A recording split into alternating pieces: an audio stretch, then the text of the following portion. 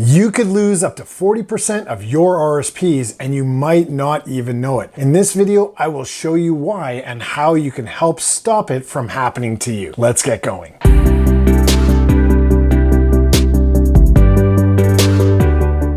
So today, you're gonna go in depth on a serious issue that could affect your financial future. The possibility of losing up to 40% of your RRSP savings or more. But don't worry, not only am I here to sound the alarm, I'm also here to help you reduce this risk and provide practical solutions. So there is still hope, even though it might be unsettling to consider losing a sizable portion of your hard-earned money to the government. Allow me to clarify something that many people overlook when planning for retirement. In my more than 2 decades of helping people prepare for the future, I found that this step is frequently missed. And the worst part is that this problem gets worse and worse the more successful you are at saving for retirement. If this problem isn't corrected, it'll eventually become so large, it'll become very hard to fix. So what am I talking about? The essential issue is taxes. Now you might be asking yourself, taxes? It's hardly the biggest worry that I have. But wait a second, I'm not talking about the taxes you pay on your paycheck right now.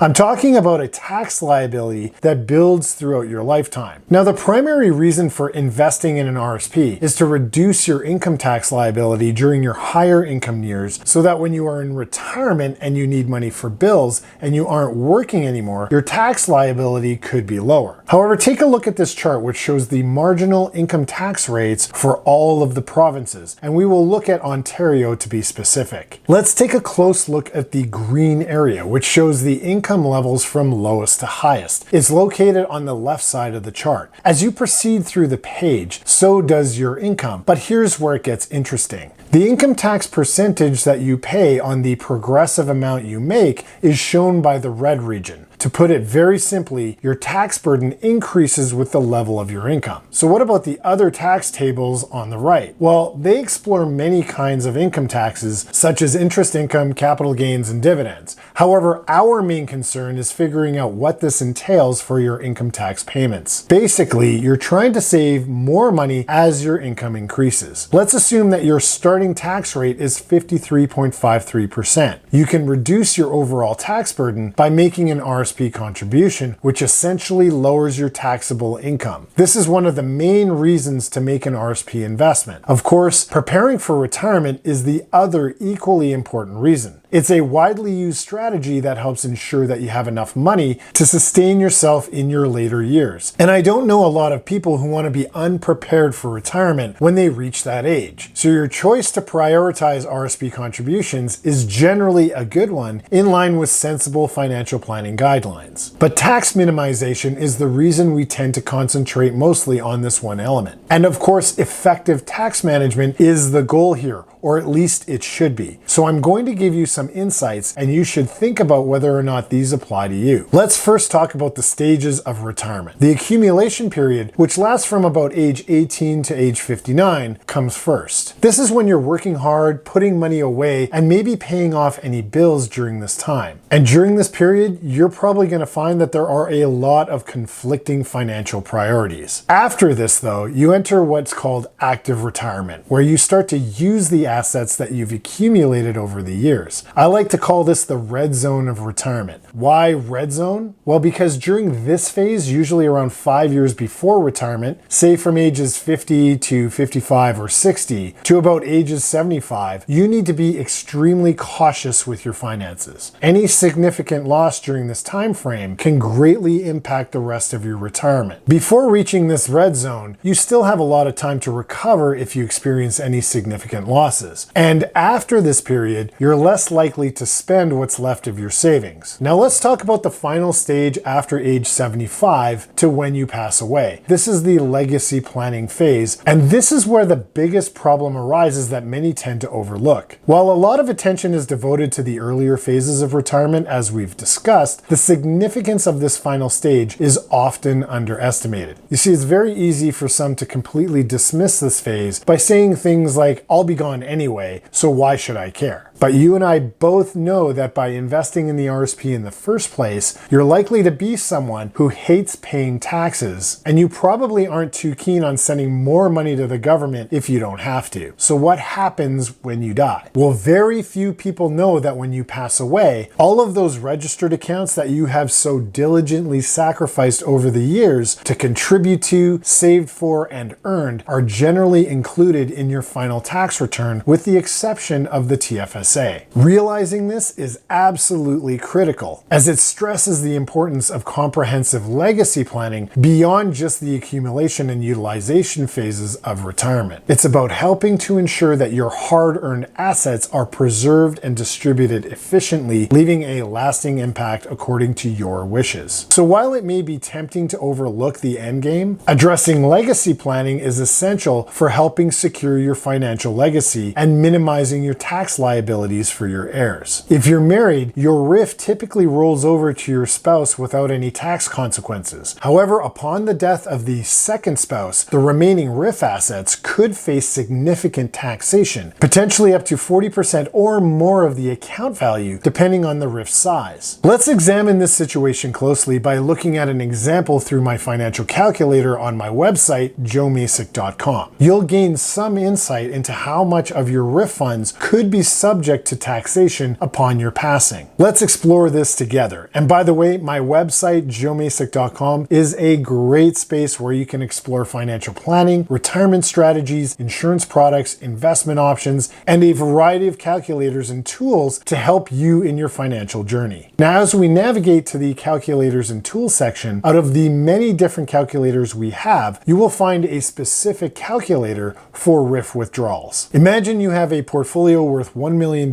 at age 65. In Canada, the average mortality rate, or the age at which people typically pass away, is around 86. For a bit of a cushion, let's extend it to age 88. Next, we're going to set the used spouse's age to no, and then let's factor in the estimated annual growth of your RRIF. Typically, retirees aren't generally aiming for high-risk, high-reward investments with their RRIFs. Instead, they're really focused on preserving and growing their funds to outpace inflation while maintaining a level of security. Despite the current inflation rate being a little bit high, let's maintain a growth rate of 4% for simplicity. By doing so, any adjustment above this rate will only result in a larger account balance. Let's start the payments in year one and do the minimum payments for the rest of your life. Now, when you scroll down, you will actually be able to see a table of what your RRIF will eventually be worth. Upon further review, you'll notice that at age 65, with a $1 million portfolio, your year-end balance in the first year is $998,400. This very slight decrease is due to the minimum withdrawal requirement for a 65-year-old with a $1 million account set at 4% or $40,000. However, with nearly $40,000 in growth, your overall balance remains nearly unchanged. As you progress throughout the years, you'll start to see that your withdrawals increase incrementally. This is a fundamental aspect of RRIFs. Withdrawals are based on your age, requiring slightly higher and higher percentages each and every year. This is why you'll see the withdrawal amount gradually rise over time. As an example, in the second year of retirement, the withdrawal of $41,633 exceeds the actual dollar amount of growth. This means that you're now withdrawing more money from your portfolio than it's earning. As a result, you'll notice a small decline in the portfolio balance. Scrolling down to the end, let's now consider the individual with no spouse that passes away at 88 with approximately $520,086 remaining in their RRIF. Now, what happens to the funds in their RRIF? Well, for an unmarried individual, all of the funds in the RRIF are added to their terminal tax return. This essentially becomes their income for the year. Let me say that again. The minute the last spouse dies, any registered accounts, except for the TFSAs, are deemed disposed of by Revenue Canada. It's as if you withdrew them all in full on that day. The technical term that the CRA uses is a deemed disposition. So now let's use my tax calculator to find out what the tax liability will be on the estate with $520,000 in total income. Now, the calculator on my website won't actually go above $500,000, but the average tax rate is the same. And as you can see, the average tax rate below in Ontario would be significant at 45.20%, leading to a tax bill of $235,056. We can always confirm this number with another calculator that allows us to go above $500,000, like the EY calculator. And I would always recommend double checking the numbers on several different calculators. So now let's get back to that large tax bill. So what measures do you have in place to potentially prevent losing over $235,000 or more to Revenue Canada when you die? It's a critical thing that you need to consider when it comes to effective tax planning and legacy management strategies. Now again, some people might not worry about taxes after they're gone, but for many, it's pretty important to ensure that their money goes where they intend it to. Most clients that I work with want to find ways to keep more of their money for their family, charities, or other important things. So how can you make sure that more of your hard-earned cash stays with your loved ones or causes that you care about? Well, along with making the most of your RSP contributions, think about insuring your life. This can be a great tool for maximizing your net worth at death, and it can help ensure that your loved ones get the support they need even after you're gone. First, let's consider your needs when you pass away. These typically cover your final expenses such as funeral costs and help settle any outstanding debt. It's really essential to ensure that your loved ones aren't overly burdened with financial obligations after you're gone. Next, let's address the major taxes on your estate. These are often from real estate assets and any funds held in registered accounts like a RRIF. These taxes can drastically eat into your estate's value, leaving less for your beneficiaries and causes that you care about. After all, Revenue Canada probably isn't on your list of preferred beneficiaries. This is where many strategies like planned giving can come into play, allocating funds to your loved ones, charities, or causes close to your heart.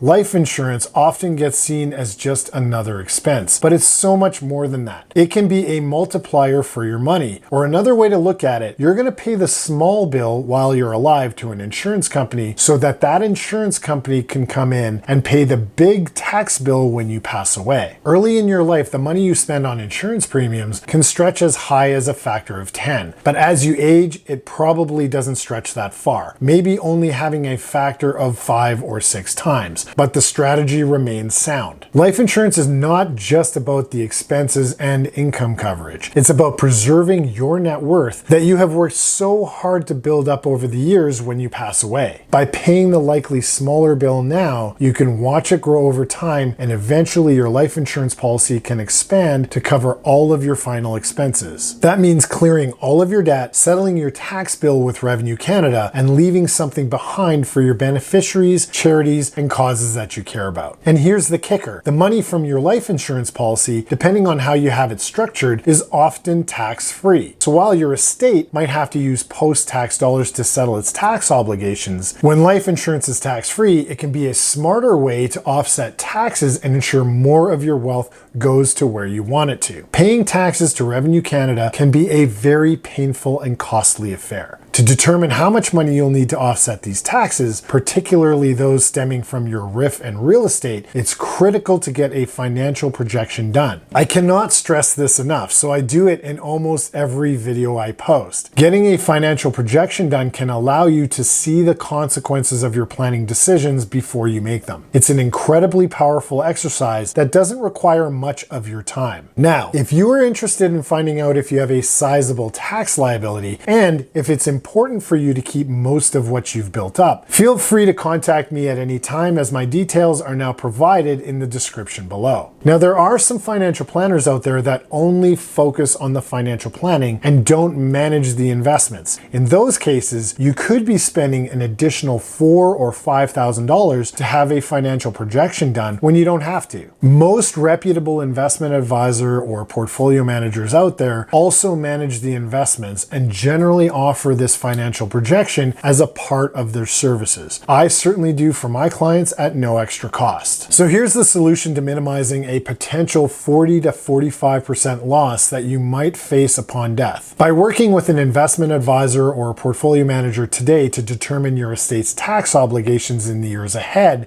you can put insurance in place now that will hopefully grow over time to cover those expenses as much as possible. Did you know that navigating the uncertainties of the markets business and your finances is generally smoother with the support of an investment advisor or portfolio manager? Studies consistently show that individuals who work with an investment advisor or portfolio manager tend to have up to 3 times higher net worth on average. But that's not all. There's a significant impact on overall well-being, with those who seek professional advice exhibiting higher levels of happiness and lower anxiety. Do you want to know how to hire a good financial advisor? Well, click here to know the differences between advisors. We'll see you soon.